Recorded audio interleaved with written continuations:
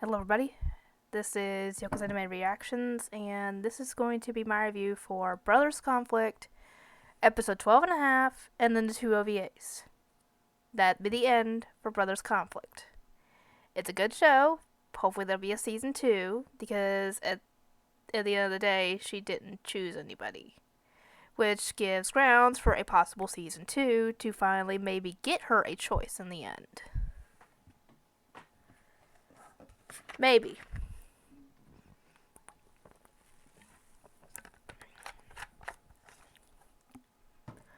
Episode 12 and a half. It's a dream episode where her father sends her a souvenir from his travels, and it's a magic lamp. Obviously, they think, oh, this is a joke. Nothing's gonna happen. Might as well rub it anyway. Worst case, nothing happens. And, the people that are there are Yusuke, Futo, Tsubaki, Azusa, I think, Natsume, Subaru, and Emma, of course. I think those are the ones that are actually there in the room. If I miss anybody, let me know. Anyway, she rubs it, and obviously you think nothing happens. However, the genie appears on the TV screen, looking like how Julie looked in his human form, but with a turban on his head. And I'm thinking, what the fuck? What the freak? Because I thought it had actually worked. I didn't know it was a dream until she woke up. Anyway, Yusuke tests it out because they get 3 wishes, obviously, by asking for a hamburger steak. I think he said, well done. And the genie makes it happen. He makes it in the microwave, of all things. And apparently it tastes good, but obviously the guys are mad at him for wasting a wish. And I'd rather waste a wish like that on something silly just to see what would happen, because this could be the type of genie where you have to be very, very specific on what you want, otherwise it would either go horribly wrong or they would take it what you say literally. And all the guys start Natsume suggests that they think about what they would wish for, and then they go over the ideas and I guess pick from that, because they only had 2 wishes left. And you could probably guess what they thought about they would want. It's one thing, they all want it, but they all can't have it. Funny thing is, I think the only one who really somewhat took her feelings into account in their fantasies was Futo, which is weird. Because all of them were just thinking about, being able to be with her, but he mentioned before his fantasy, though his fantasy was still, what he wants, obviously, that it should be something along the lines of he wants to make her happy, thus taking her feelings into account. That was the only thing that was kind of redeeming about Futo about this. And again, in the Christmas episode was kind of off too, but anyway, it shows each of the guys' fantasies involving her. The only one who even thought about possibly marrying her was actually Yusuke. The others just wanted to be with her, but Yusuke actually had a fantasy of actually marrying her. I wonder if that's a sign of things to come, because none of the other guys even thought that far ahead, essentially. The only one who even came close was Natsume, and it was him offering her the key to his apartment, essentially telling her that she could stay there with him. She could, essentially, so they would live together. That's the only thing that was even close to that. And obviously I was like, well, if you guys aren't going to agree, because obviously you all can't be with Emma, give the wishes to her. Because obviously she is the one who would be able to. She would be the tiebreaker, essentially, because nobody would be able to agree.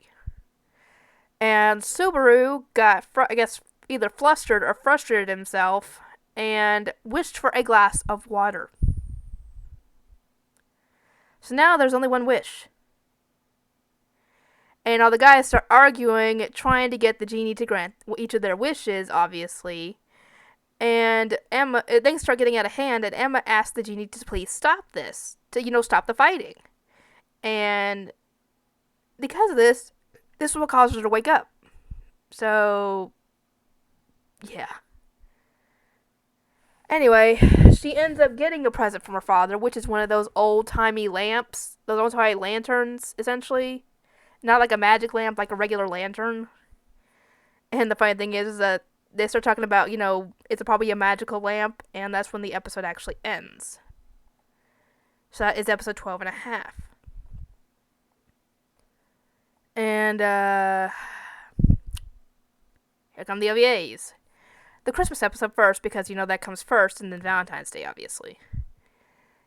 The Christmas episode, they all decide to go to a resort, because Futo is doing a concert there, and they can go there to support him. Sadly, because it's spur of the moment, not all of them can go. So, because some of them already have plans. So it ends up being only Masaome, Natsume, Yusuke, and Kaname going with Emma, essentially. Because everybody else had plans. Wataru wanted to go, but apparently he already had plans with Miss Miyu, and he couldn't get out of it. Oh, boy.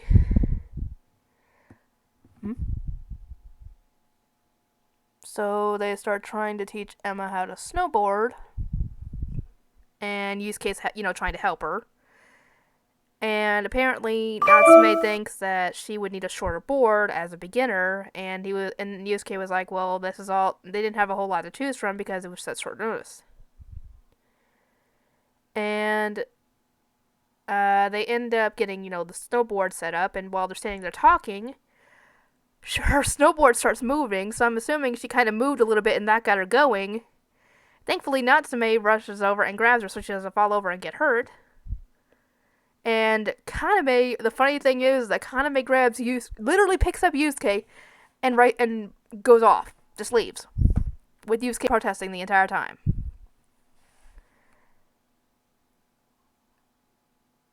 Oh, apparently Hikaru ends up going as well because Yusuke ends up having lunch with Emma after doing... Natsume ends up trying to give lessons to Emma on snowboarding, and she gets a little better, apparently, but Yusuke ends up going over after climbing up the hill on foot, and he's exhausted, obviously, which very commendable to his stubbornness, and they go and get he and Emma go and get some food. Natsume, I don't know what he does, but apparently Hikaru ends up being there as well, because he interrupts their mealtime. And, Yusuke tries to get her to go on a slightly intermediate slope with him. And he offers to try and make it, says he's going to try and find an easy one for them because she's still kind of a beginner. And he's like, oh, there is a god, because he thinks he's going to get to be with her alone. But then Hikaru pops up and starts jumping into the conversation and everything. And then Yusuke is like, there is no god! And it shows them on a slope that is like in the middle of a blizzard, essentially. And I'm like, is he daydreaming or something? And then I realize they're actually there. So I'm assuming that it wasn't like that when they went up there at first. So when he went to go take her on the trail, I'm assuming that, it was clear and everything, but then the weather just suddenly went a complete 180 out of nowhere. So he tells her to try and stay close as they try and make their way down to the bottom. Slowly, of course. They try to, but obviously, with the snow and the wind, it makes visibility very, very hard. So she ends up losing sight of him for a moment, and ends up not being able to see where she's going, and plows right into a freaking tree. And she ends up mildly spraining her ankle, but thankfully Kaname got there and found her. Because I'm guessing Yusuke couldn't find her. and he brings her back to the resort. And thankfully Masaome's there, and she's got a slightly sprained ankle, which is she'll be fine, just get a rest. And after resting for a bit, she goes and takes a bath in the family bath because it's been reserved. Somebody walks in, and at first she thinks it's some stranger, but then we find out that's Hikaru.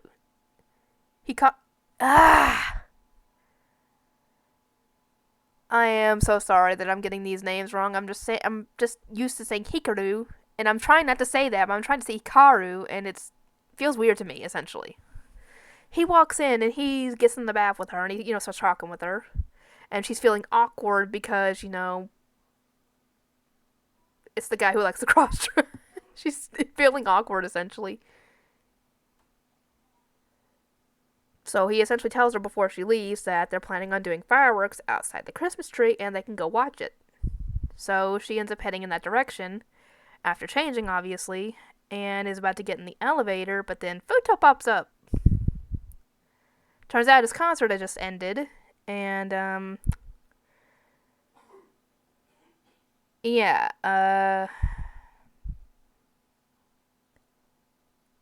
he tries to go in for a kiss after a bit, and the funny thing is that Hikaru catches them and takes photos of it, and essentially blackmails him, saying, "Oh, the tabloids would just eat this up, wouldn't they?" And just pushes him out of the elevator. So he ruined that moment, which was probably a good idea. But yeah, they end up watching the fireworks, and that's their Christmas special. The Valentine's Day special is interesting. I will say this. And this is one of the very, very, very, very few instances of Ukyo showing an interest in Emma romantically. I mean, this is one of the very few. There's only I think probably one other moment, and that's when Hikaru first pops up, when he's showing her how to cut the meat and everything, and that's the only thing that even comes close.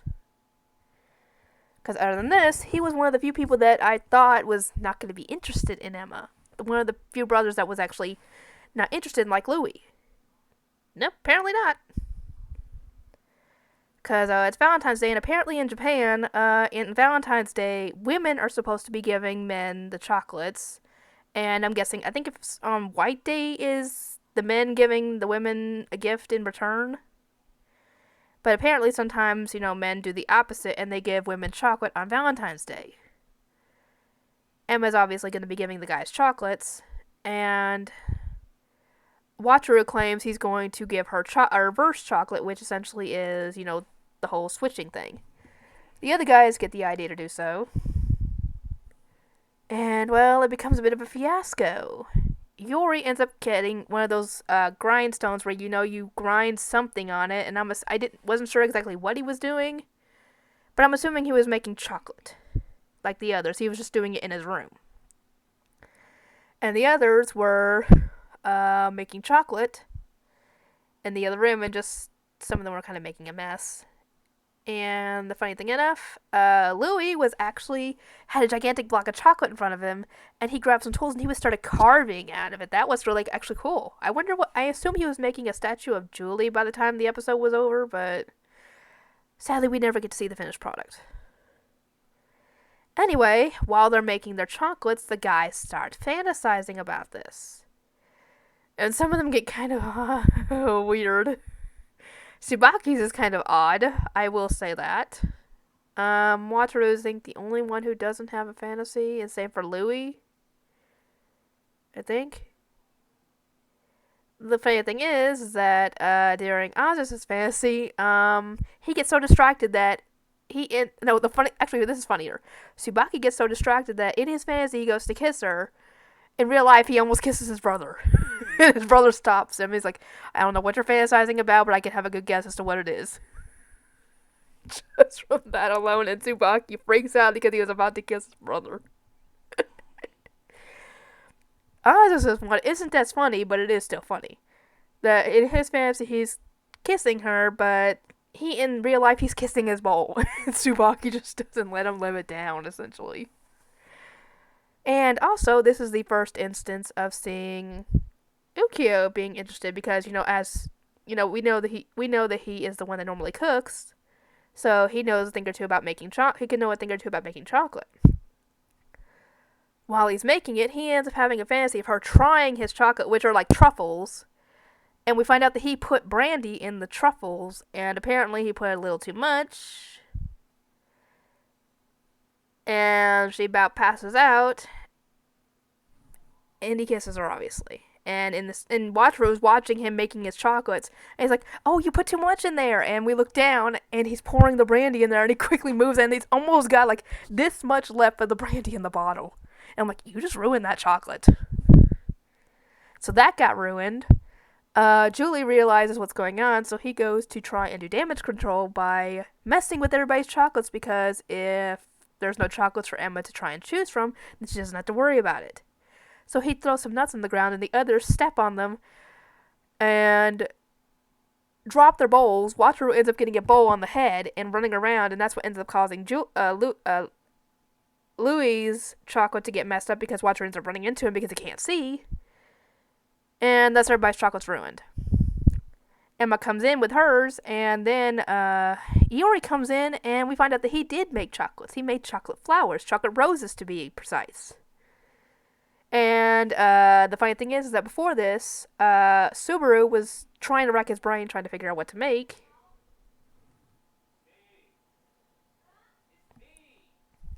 And he finally gets the idea to make a chocolate basketball. I'm like, okay. Normally that'd be great, and I think you would have, for something like that, you would have to chill it in the fridge to get it to harden. Otherwise, it would lose its shape because the heat would melt it. I mean, I'm no expert on when it comes to anything chocolate related, but I would think that you would have to firm it up, or otherwise it would lose its shape like it does in the show.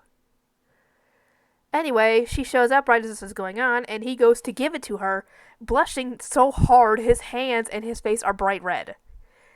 And because of this, the chocolate melts in his hands. It's misshapen at first, and she goes to pick it up, and then it splooshes all over the floor. So,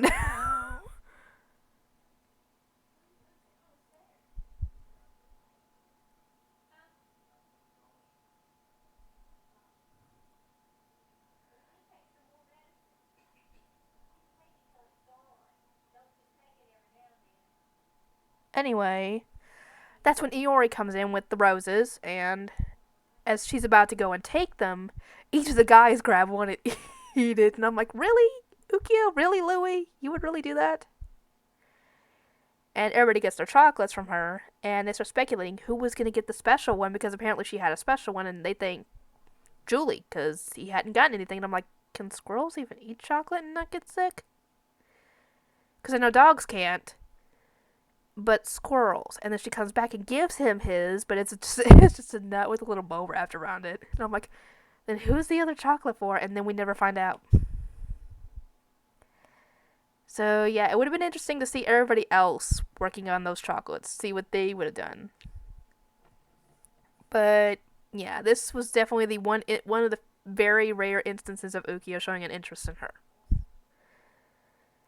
Anyway, I'll get to work on everything, and I'll see you guys next time.